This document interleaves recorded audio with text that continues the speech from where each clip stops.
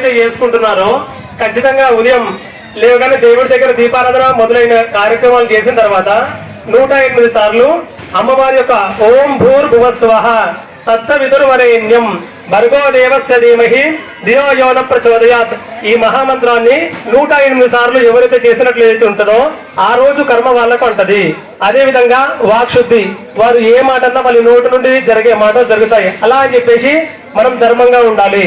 మనం ఎప్పుడైతే ధర్మంగా ఉంటామో భగవంతుని అనుగ్రహం విశేషంగా మన పైన ఉంటుంది. కాబట్టి 108 సార్లు ఎవరైనా కింద కూర్చోలేని పరిస్థితులు ఉన్నవారంటే కనీసం 21 కానీ 27 సార్లు కానీ 54 కానీ 108 శేషం గుర్తుపెట్టుకోండి. 108 అనేది పూర్ణ సంఖ్య. కాబట్టి మీరు 108 సార్లు చేసినట్లయితే మీకు ఆ రోజు జరగాల్సిన కార్యాటంకాలు ఉంటే అమ్మవారు వాటిని పక్కకు జరిపి మీకు జరగాల్సిన పనులు జరిగేటట్టు చేస్తుంది. లేదా మీకు ఏదైనా వాహన ప్రయాణాలలో ఇబ్బందులు ఉంటే ఆ ప్రయాణాలకు మీరు వెళ్లకుండా చేస్తుంది. లేదా ఆ ఇబ్బందులు జరగకుండా కాపాడుతుంది. కాబట్టి మంత్రోపాసన చేసి దేవతలను సాక్షాత్కారం పొందిన ఋషులంతా కూడా తపస్సు చేసిన వాళ్ళే. ఇప్పుడు శివుడి కైలాసంలో చాలా మంది దేవతలు ఉన్నారు కదా, డైరెక్ట్ స్వామి నాకు వరం కావాలని అడగొచ్చుగా.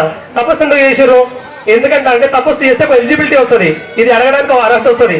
ఆ అర్హతను బట్టి మనకి ఏం కావాలన్నా భగవంతుడు అడిగితే సరే నువ్వు పలానా కష్టం పడ్డావు కాబట్టి నీకు ఈ ఫలితం నేను ఇస్తా అని చెప్పేసి ఆ భగవంతుడు ఒప్పుకుంటాడు. కాబట్టి దైవం మంత్రాధీనం.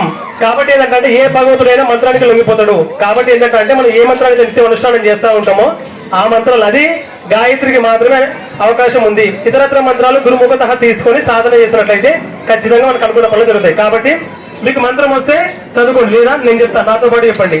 ఓం భూర్ భువస్వః తత్స వితుర్వరేణ్యం భర్గో దేవస్య ధీమహి ప్రచోదయాత్.